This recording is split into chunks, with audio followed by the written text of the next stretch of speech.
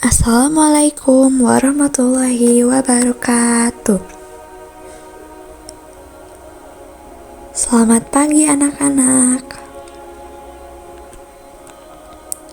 Hari ini kita akan belajar mengenal hukum halal dan haram.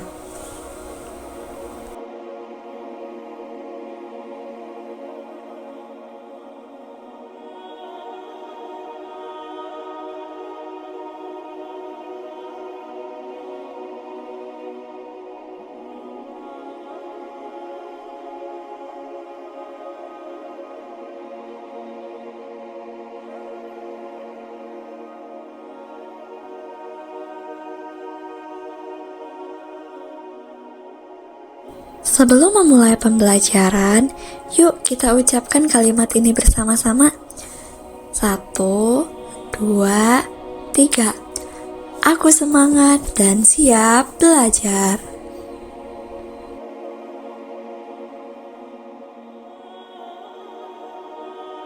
Sebelum memulai materi, di sini apakah ada yang tahu apa itu halal? Jika ada yang tahu, boleh untuk mengacungkan tangannya.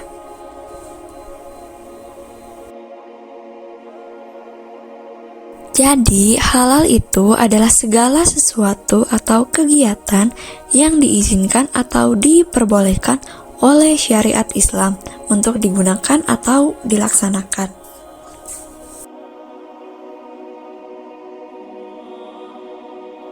Jika barusan membicarakan tentang halal, maka yang selanjutnya ada yang tahu tidak apa itu haram?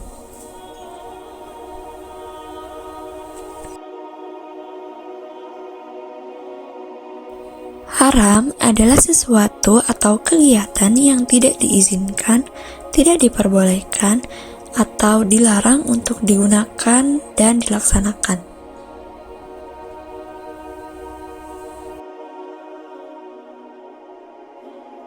Dasar hukum halal dan haram. Al-Quran. Al-Quran adalah sumber hukum utama dalam ajaran Islam. Segala yang dihalalkan dalam Al-Quran sudah pasti halalnya, dan segala hal yang diharamkan dalam Al-Quran maka sudah pasti juga haramnya.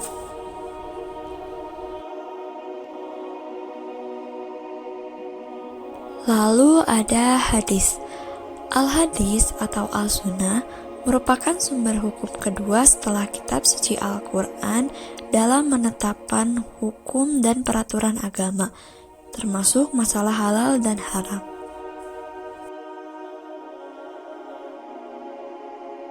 Lalu yang terakhir ada ijtihad. Ijtihad adalah pengerahan segala upaya, pengetahuan, kemampuan, terutama kemampuan daya pikir yang dimiliki para mujtahid untuk menggali dan menemukan hukum-hukum syariat.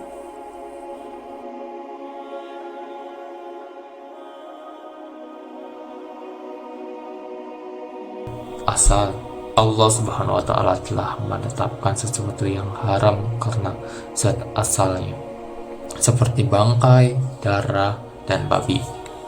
Dalam Quran surat Al-Baqarah ayat 173, Innama harrama alaikumul maitata waddama walah malkinziri wa ma uhilla bihi ligairillah famanid durra gaira bagi wala adin fala isma alaih inna allaha ghafurur rahim.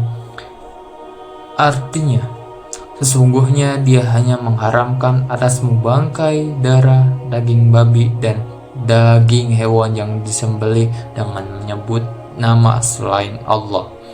Tetapi barang siapa terpaksa memakannya, bukan karena menginginkan dan tidak pula melampaui batas, maka tidak ada dosa baginya. Sungguh, Allah Maha Pengampun dan Maha Penyayang.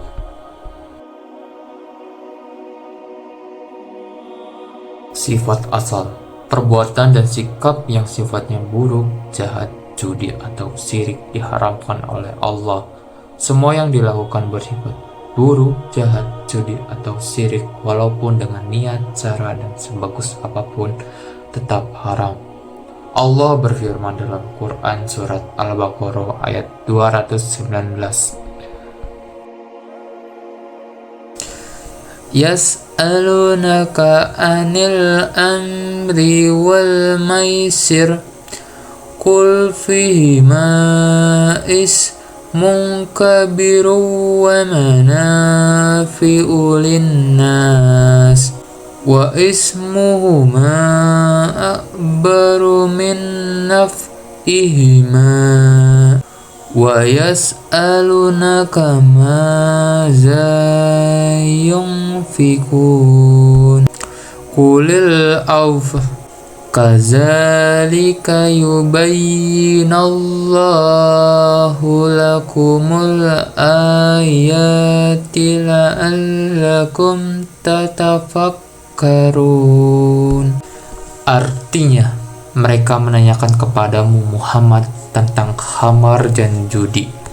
Katakanlah, pada keduanya terdapat dosa yang besar dan beberapa manfaat bagi manusia. Tetapi dosa keduanya lebih besar dari manfaatnya. Dan mereka bertanya kepadamu tentang apa yang harus mereka nafkahkan. Katakanlah, kelebihan dari apa yang diperlukan. Demikian Allah menerangkan ayat-ayatnya kepadamu. Proses mengapa babi, darah, dan bangkai Allah haramkan? Tentu Allah Subhanahu wa Ta'ala yang Maha mengetahui dengan ciptaannya mana yang baik dan buruk untuk manusia. Allah melarang tentu karena Dia sayang kepada kita.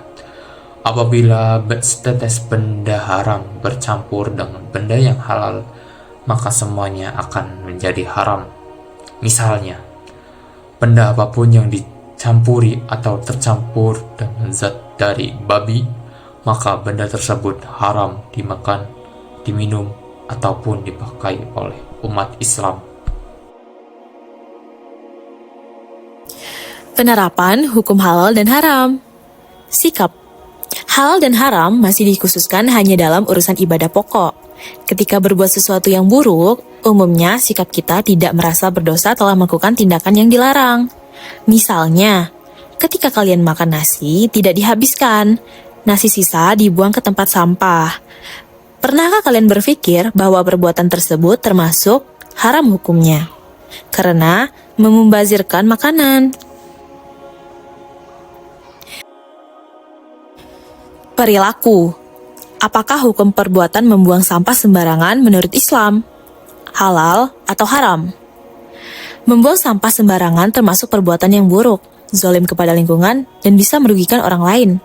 Karena berawal dari perbuatan inilah terjadinya bencana yang menyengsarakan orang lain. Tetapi, belum ada yang menghukuminya dengan haram. Sehingga, banyak perbuatan yang merugikan diri, orang lain, dan lingkungan. Tetapi, pelakunya tidak menyadari bahwa perbuatan seperti itu termasuk haram. Konsumsi. Mengonsumsi dan menggunakan barang yang halal dan meninggalkan barang yang haram hukumnya wajib. Untuk menjamin semua produk benar-benar halal, maka pemerintah mengeluarkan UU nomor 33 tahun 2014 tentang jaminan produk halal. Setiap produk apapun yang sudah bersertifikat halal akan mendapatkan label halal dan ditempel atau dipasang pada kemasan atau tempat lain. Inilah yang harus menjadi pilihan umat muslim.